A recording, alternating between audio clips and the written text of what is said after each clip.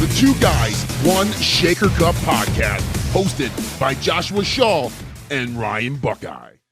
What's going on, everybody? Welcome inside Two Guys, One Shaker Cup podcast. Josh Shaw, who before we came on this recording mentioned to me that Forbes is going to validate that he's one of the richest 400 people in the world. So I'm really excited for you, Josh. I think you've worked really hard to get there, and it's amazing. I would think, though, with the amount of money that you have in your checking account, that you could replace that fake fucking grass behind you with a real wall of real grass, of real hemp at this point. Yeah, it's tough to do that. I haven't really gotten all of my new gardeners and everybody hired yet. This has all been a really good windfall for me lately. All this, new publicity and everybody wanting to get my inputs on things. It's creating a lot of wealth for me. And I think that the next thing I need to spend on is definitely a free or big kind of wall of plants that live and breathe. Real plants. And yeah. I think it'll be good for the oxygen as well in this little office that I have. So it'll be good for everything. I mean, I think that anybody that watches my YouTube channel will appreciate some different plants behind me because it's taken on a life of its own. If nobody has any idea what the hell we're even talking about, follow some of us on social media, on our Instagram. Look at that stuff. Plug. This whole grass wall thing is kind of taken on a life of its own. It is. It's going to have its own Instagram handle pretty soon. But if those of you are already planning for Christmas holiday 2020, Black Friday sale will be the official Josh Shaw blow up dolls featuring the backwards snapback hat. It'll be over at youporn.com. I would maybe have something to do with that. I'm hoping to make a ton of money off that so I can join that list, Josh. But speaking of sales, did it again. The Olympia, one of the most prestigious brands in bodybuilding and fitness, sports nutrition, whatever you want to say, has officially been sold by AMI to a new owner who ends up being the third owner in the history of this prestigious event. He is acquiring not only the rights to the Olympia, but the rights to Muscle and Fitness, which includes the Flex portfolio and Muscle and Fitness Her magazine. Kind of a big deal in our space. And it's a big deal. And for those of you out there listening, why is this a big deal? Well, it's kind of changing of the guard, maybe. And I know we have done a podcast before, Josh, on here, but what does the Olympia need to do in terms of bringing in more people to the show, bringing more people to the convention center, bringing more brands back to the convention center? And I think, just from the noise that we've heard online, I feel like most people agree with this move and think it's a good thing. Yeah, it's an interesting move because I think that I don't know the new owner personally. I don't know much about him. I know what he champions. I know what he's kind of big about, and I think that for fans of bodybuilding and fans of the Olympia, from kind of the heritage and the pedigree of the Olympia and bodybuilding and all that, I think he's probably a very good owner, a very good shepherd of that brand. That is a little bit counter, I think, to at least my public comments. And obviously I can say these things because people could read them online and they can see everything that I put on out there. But I've been pretty kind of vocal in the sense of what my vision is for the Olympia. And it's probably pretty similar to what has kind of come out very recently with the Athleticon, which, over these last few years of myself kind of putting out content around the Olympia, I've been kind of straightforward in terms of where I think it should go.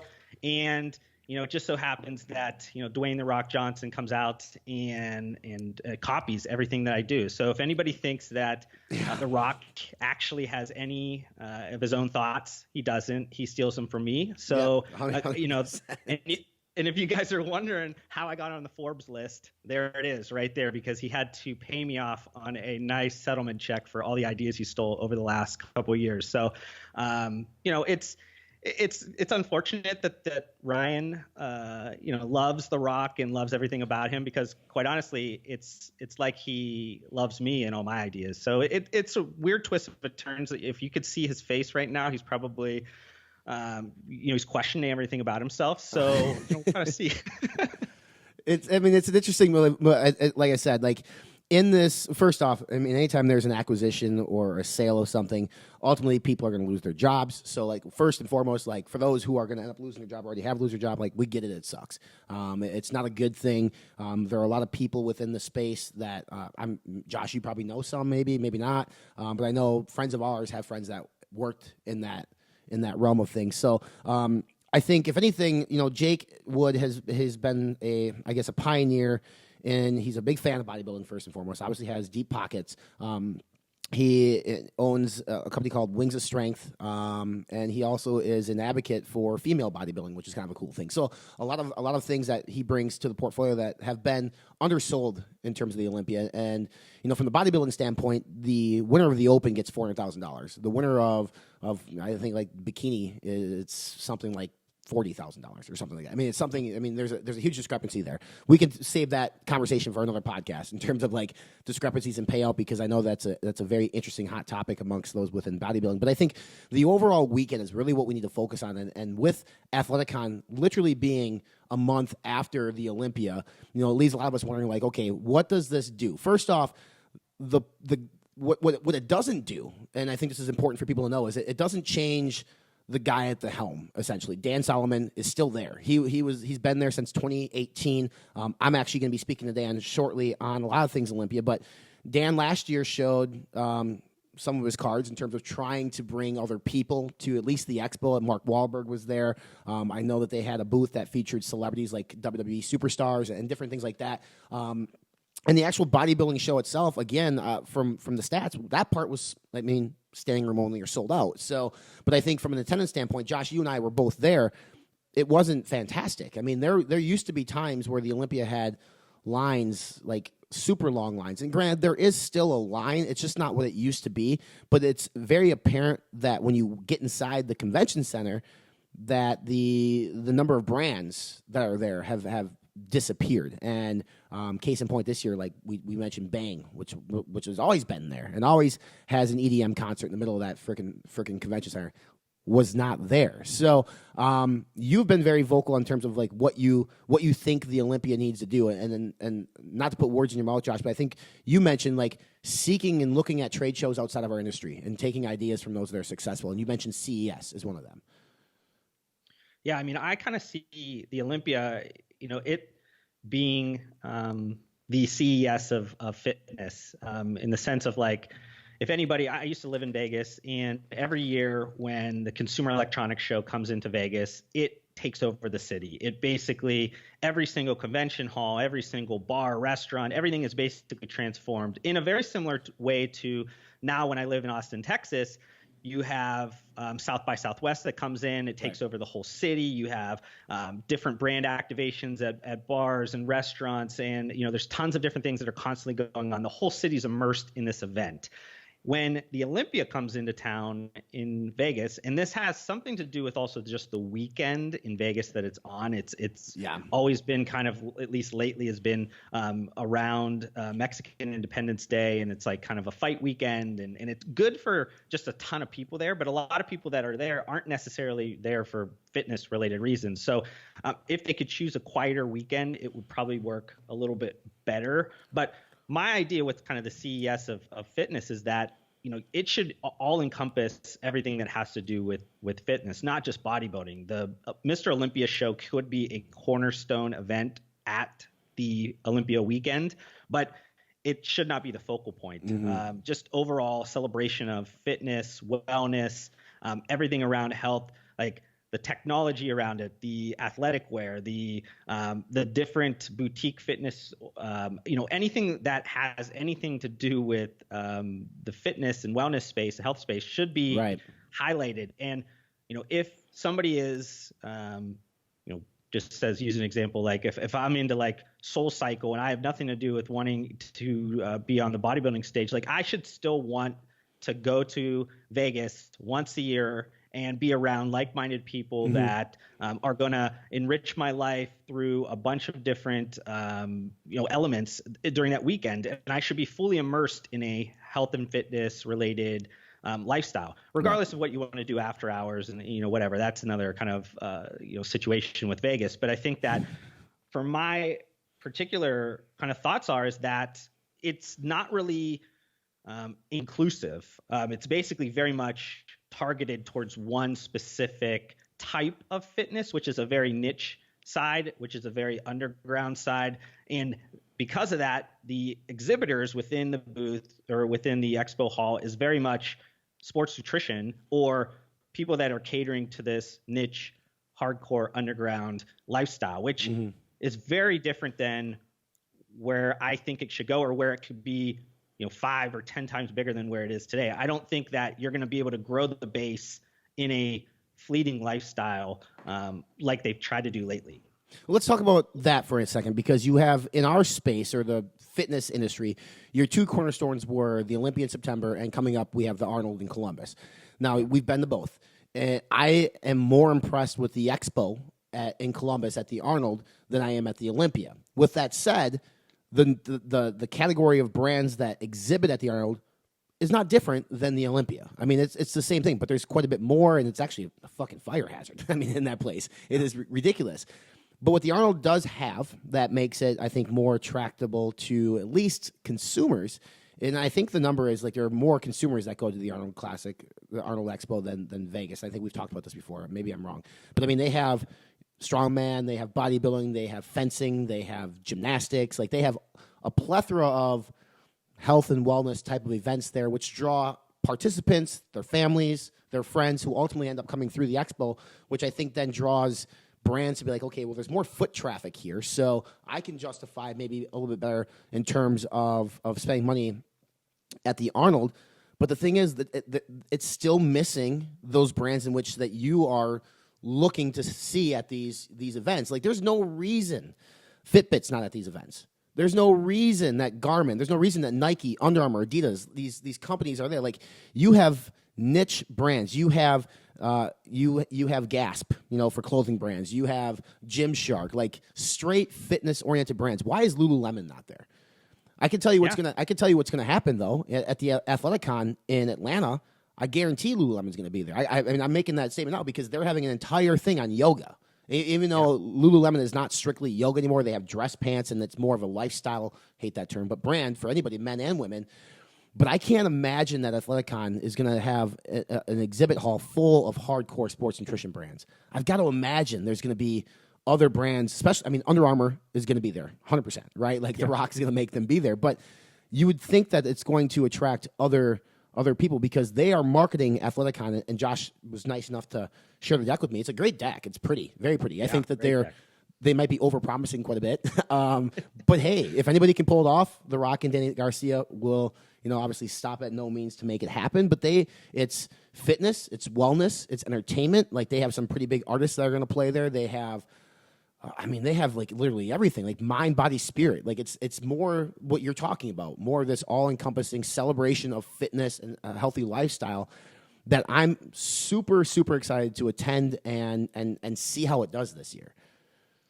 I think the last time we talked about Athleticon, there was really no details other than they put out a press release that said, he's going to do this. So for you and I at the time, we didn't really have any chance to really discuss some of the details. And then up until very recently, there was very little details at all that we could view or anything like that. And then, a couple weeks ago, I got sent over a deck that was going to be presented to brands and a lot of different leaders within the spaces.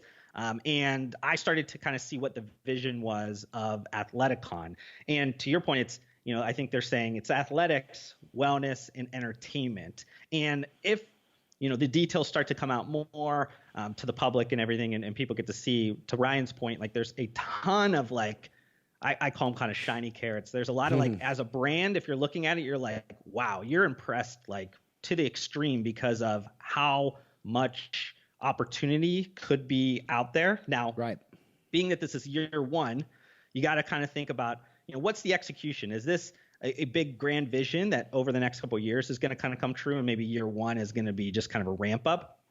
My biggest concern about all this is who's bankrolling this, in the sense the vision that they have laid out. It's very much it's going to be a loss in the first probably couple of years until they can garner the proper value for like the sponsorships and the booth placements and all the different things. But I would assume that, somebody like Endeavor, which is a massive kind of like media and entertainment representation company.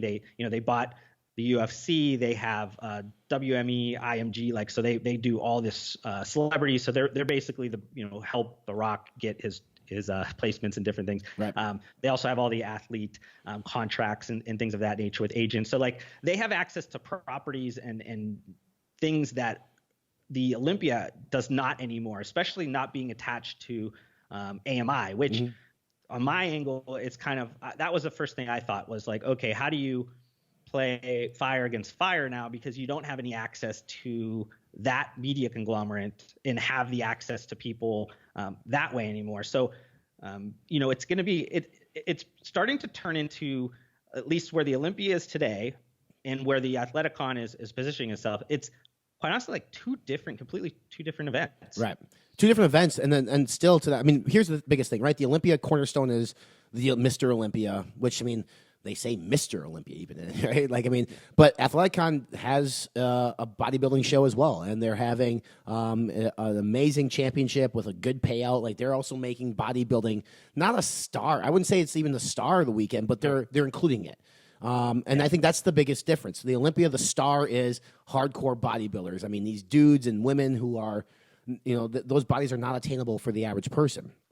But Athleticon is going to have people there where the bodies are attainable from people like us, like normal people, without having to do things that we don't want to do, right? I mean, or that some people don't want to do. Now, Atlanta it's a great city. I think they picked a decent city. From what I've looked at in terms of where they're hosting it, it looks great.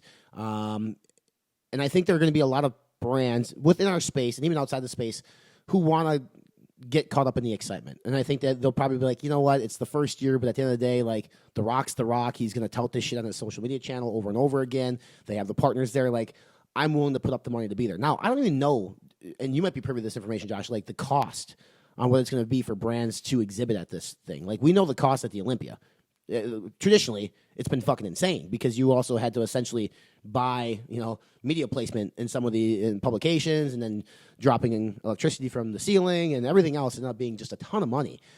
I don't know. Are you privy to information on terms of what the cost is going to be to brands in Atlanta? Yeah, I mean, I think year one, it's comparable. I think a lot of the issue with at least the Olympia, a few years back, they kind of put in this rule where you had to also take out some advertising in the Muscle and Fitness or a Flex magazine type of a situation. That quickly went away.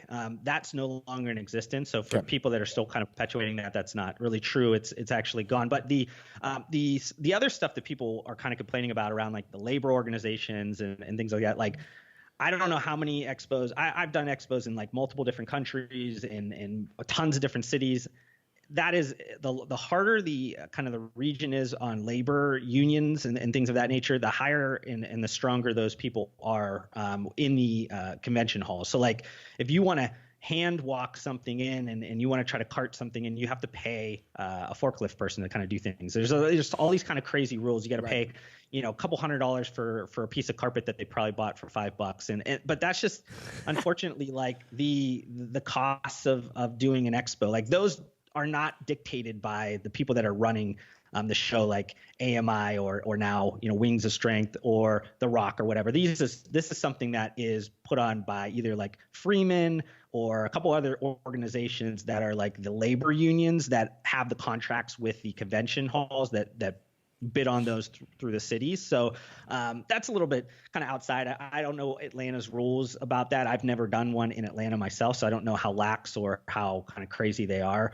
Usually it's closer to like the east, northeast side. You get some like crazy ones. But I don't know. I mean, I think that it should be comparable costs. I think that the excitement level, I think, is going to be what gets most people, regardless of what the cost is. You have just a varying amount of people that will probably come in the door. I looking through the deck, you have like the UFC fan experience, which used to be a huge thing. It used to be its own expo that used to be in the Las Vegas Convention Center. I think they also used to do it in other cities over the years, but like when it first started, it was only in Vegas, and that used to sell out the Vegas Convention Center by itself back. This is probably 10 years ago. Then you have like the 3-on-3, the one cool. with Ice Cube, the basketball tournament they're going to have there. So you're going to have, top level, probably NBA people, which is a big draw in Atlanta. You got a CrossFit competition, again, a different type of fitness. So, it's going to bring in a different type of person. You got the strongman.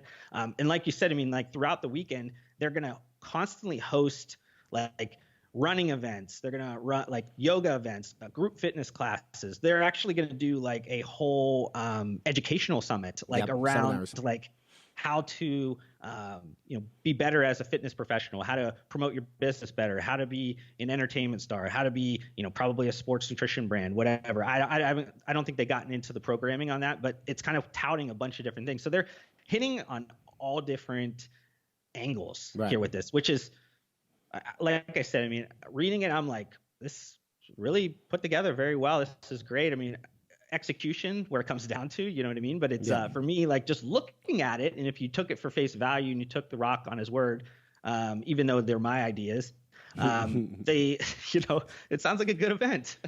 Not to mention the one thing that you left out was like nightly they have events, like gatherings, like parties. I mean, it's Atlanta. So in Vegas, when the night's over, a bunch of people within our space go to the hotel bar at the Renaissance and they sit there and they hang out with each other, or they go to the Strip or whatever. Like they're coordinating events every night of Athleticon with live music and different things to celebrate fitness and celebrate health that the fans get to come to, that it's not just insiders within the space, which I think is kind of cool. So for people planning a weekend in Atlanta, maybe they're going to get a weekend pass, they're going to be able to partake in educational seminars, group classes, see a CrossFit event. From CrossFit, go to the exact opposite of the spectrum and see bodybuilding. I mean, and then at night, hang out with, I know you know some of the artists that are going to be there. I'm sure they're big time artists. I thought I read them, but I mean, and celebrate that way. So it's more, to me, I look at Athleticon and I say, okay, this is an entertainment experience for somebody. Like this is somebody that's going to be able to absorb this like they would like a music festival over a weekend. Like it's people who love fitness that are going to be able to be entrenched and embedded in that culture for a weekend, surrounded by like-minded individuals, like you said, versus the Olympia. I don't know, man. And even the Arnold, you walk through that, and it's a bro fest, I mean, there are females there for sure, but dudes walking around in stringer tanks. You can smell the sweat from miles away. I mean, it's almost, it would be a turnoff to a yogi or somebody who participates in CrossFit even. Like, I mean, that's just not a place I don't think that they'd want to be. Like, sure, maybe a hardcore CrossFitter would be like, it'd be cool, I use some of these sports nutrition brands, but they probably have no interest in the bodybuilding show at all. And that's all they have. I mean, they have bodybuilding.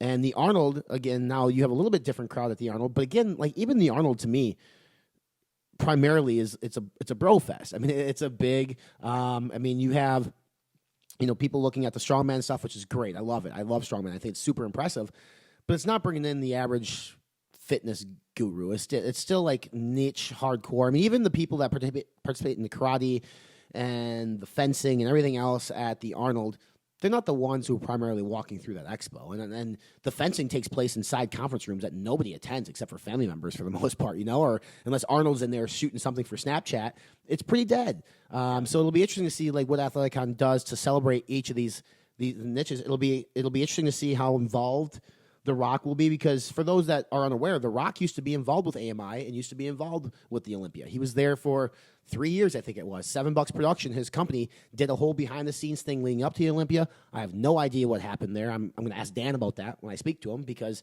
that was a great person to attach to your brand, at least to try to draw and help, and he was gone. And I don't know what happened there, but then The Rock obviously was able to absorb probably some of that information through his experience and his $7 Production team and said, hey, we can do this, but we can do it better. And that's what I fully anticipate them trying to do. Whether or not, to your point, Josh, if they can execute that is another story. But so far, I mean, they're doing the things seems correctly, like very nice professional deck. They have short spots on Instagram and social media promoting the event, and it's making it look really cool. I think it's going to, and then I think, like I said, I think they're going to draw brands like Under Armour, Fitbit, Lululemon, some of these more brands who are, in the fitness space per se, but also have a larger audience, which I think is exactly what we need. Yeah. I guess I want to ask kind of a hypothetical question here to you. Say Athleticon, in year 3, they actually, execute on what they're saying, would you then change up the approach with the Olympia? Like, does it make sense to try to compete 1-to-1 with Athleticon, or does it better to go deep into the subculture of bodybuilding and just, put it into a smaller venue, kind of create more of an intimate event that's very much specialized towards one thing? I guess that's where my mind is kind of going, because I don't know if you want to fight fire with fire, or do you just kind of reposition yourself into something different? Yeah, I wouldn't. I mean, honestly, like, would you want to copy them and try to do something? And then especially in Vegas, like, if you want to be the granddaddy of them all in bodybuilding, you want to be the Super Bowl of bodybuilding, then double down on that and be the Super Bowl of bodybuilding, but then make it more of a destinational experience. I think, like I mentioned this on social media, I think they should go back to traveling. I think that the Olympia should move each year to different cities. Now, logistically, that's a nightmare. That's a lot. That's years out. I get it. But they used to be in Chicago and New York and Sydney and London, and they used to go to these places when it was more of like underground taboo sport, if you will. But bodybuilding is pretty popular now. I mean, Generation Iron has 3 documentaries on Netflix, and there are a ton of different things that cover it. But like, not everybody, even though Vegas is super cool and super easy to get to, it's nice in September. It's September. It's warm everywhere in America. It's warm other places. Like, you could have the Olympia in New York City again, in Chicago, some of these bigger cities. Make it more of an experience as well, but a bodybuilding experience, because like, you can only do so much in Vegas, and the fans come to the convention center, and then the strip kind of encompasses you and takes you a little bit away from maybe what that weekend's supposed to be. And I don't think there's been a lot at the expo to really kind of entrench the consumers that get there. You walk through that expo pretty quickly with your gift bag, and you're like, okay, now what? I mean, they don't have anything else to do. So I think, if you really want to be the championship of bodybuilding, have the people that run Jake Wood and his team go to the Super Bowl weekend. Go to an NBA Finals game or something where it's and see the type of experiences that fans have at those places, and try to bring that into what you're doing. Because we had the Super Bowl in Minneapolis here a year ago, and for a full week leading up to the Super Bowl, there was events, there was activities that people could participate in. They had a whole street of things that were just NFL related. You could celebrate the history of bodybuilding. You could do more amateur events. I mean, there's a lot of different things you could do to really make it more about the experience and make that leading up to the actual show a bigger deal. And part of that, too, is like what the NFL has is, they obviously have the media that they can build the Super Bowl 17 weeks of the year. Like, that's what they're doing. Bodybuilding doesn't necessarily have that, but they could have a designated digital media channel. They have the assets to still do it. I mean, there's got to be a way. I mean, some of these participants in bodybuilding, too, they're quiet people. They're not characters. I think the sport needs characters too. I think you need personality to help draw eyes to the sport. Because if everybody is going to stay off social media or cover up and not, it's not Ronnie and Jay anymore. So if we're talking bodybuilding, quite frankly, it's fucking boring. I mean, and that's coming from me. Like, I look at the Open series of bodybuilding, which is supposed to be the ultimate draw at this event, and nobody really entertains me. I mean, nobody really captures my attention span the way Phil and Kai did. When they had Phil and Kai at the top, people wanted to see that. It was a rivalry. There's not that now. I mean, last year you didn't have Sean Roden defending his title because of everything happening in the legal system. So that was kind of like whatever. But I mean, those who appreciate bodybuilding, it's great. But you need to even draw. You got to figure out a way to draw others into that funnel. Maybe they bodybuild, but now they want to see a little bit of drama. I mean, you could take a card from UFC, a card from WWE, whatever it might be. But again, I don't think you fight fire with fire. I think you double down on what you're about. You make it the best damn bodybuilding show in the world, but you make it more of an experience, and you allow fans to partake in that experience more so than just having them walk through a fucking expo and say that's your experience. Yeah. I mean, I hadn't really thought about it other than that question, and I wanted to kind of pose it to you because I know that you're obviously much more entrenched in the bodybuilding world and the sport of bodybuilding. You're getting ready for one yourself right now, so it's. You have a lot more passion towards that particular aspect of it. My kind of original vision is very much more aligned towards Athleticon. Not to say that you can't create something that is unique experience from it, but knowing what they're doing, it's kind of, you're going to have to position it to be a little bit unique from that. And going to the other cities, it has a draw to it, but I think the Vegas aspect of it is it's good and bad. It's one of those cities that people want to go to. You know what I mean? International people want to go to. I don't know how many international people from Dubai or Russia or something like that have Atlanta circled on their map and say, this is the city we want to go to. Even though I like Atlanta, I've been there multiple times. It's actually a fairly interesting hub for our space of like manufacturers and things in that space. So there's a lot of activity in that area, but it's, for me, it's not Vegas. Right. You know what I mean? It's not like, it doesn't matter what country you're from. You circle Vegas as one of the cities you want to go to in America to check out. So I think that has a big pull to draw a more international crowd. But I don't know. It has to be a little bit different now because of the new offering. And we're obviously just like assuming that it's going to work out.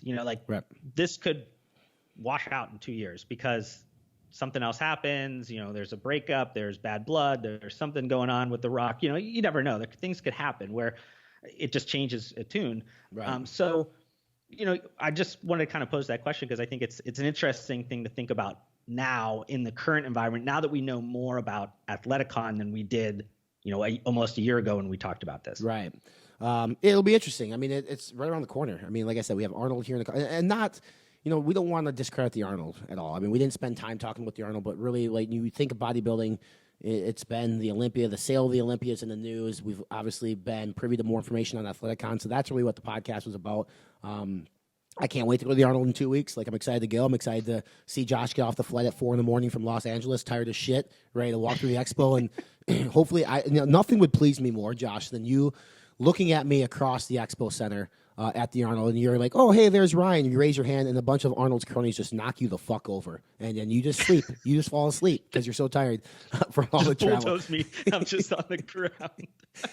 If you guys like anybody, what you... I want to, seriously, if anybody catches that on video, please send me it because it would probably be the most viral video. Those bros think they are the baddest motherfuckers on the planet. They don't have to say excuse me. They just shove you out of the way. So if you guys like what you heard here on the podcast, hit that subscribe button, iTunes, Spotify, watch via YouTube. You can follow us on social media, 2 Guys 1 Shaker Cup, at J Shaw Consulting, at Fitness Informant. Until next week, we appreciate you tuning in. And again, if you have any comments or any want to engage with us on this conversation, we'd love to hear more, especially if you're a fan.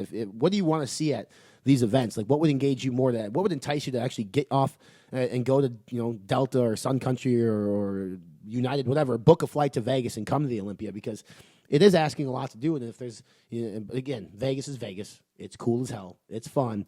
But at some point you get old as fuck like Josh, and it's not as cool anymore. So you just want to get an Airbnb and chill with a bottle of wine and watch TV, the 10 o'clock news. So appreciate y'all.